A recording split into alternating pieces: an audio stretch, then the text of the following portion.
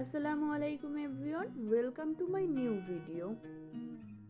আজকে আমি আপনাদের সাথে শেয়ার করব খুবই মজাদার স্বাদের নবাবী সেমাইয়ের রেসিপি।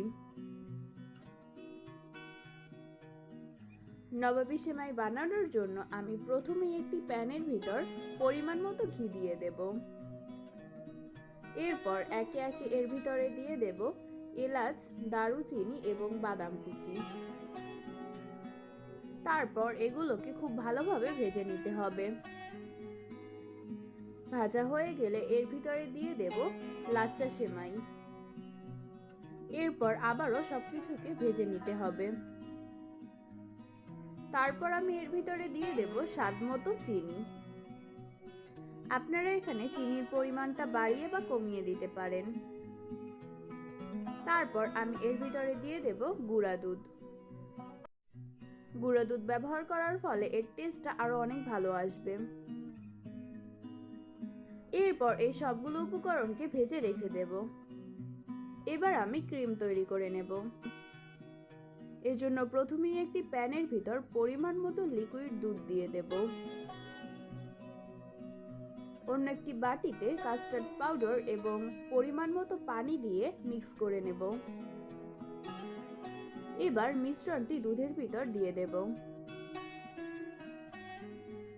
এরপর আমি এর ভিতরে দিয়ে দেব কনডেন্স মিল্ক।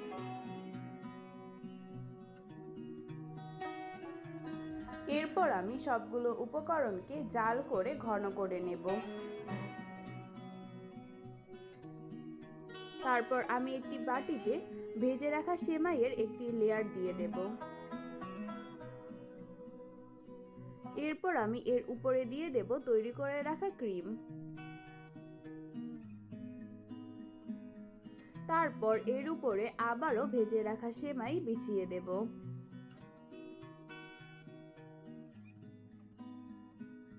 বিছিয়ে দেওয়া হয়ে গেলে এর উপরে দিয়ে দেব ভেজে রাখা কিশমিশ এবং বাদাম।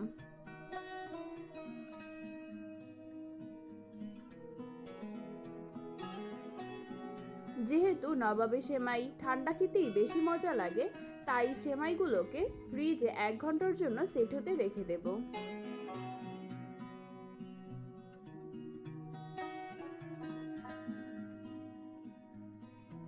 1 ঘন্টা পর সেট হয়ে গেলে পছন্দ অনুযায়ী কেটে নেবেন।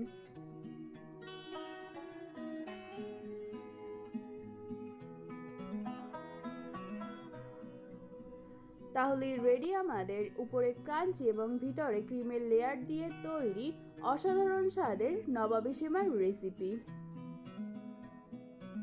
আজ এ পর্যন্তই, দেখা হচ্ছে অন্য কোনো ভিডিওতে। আল্লাহ হাফেজ।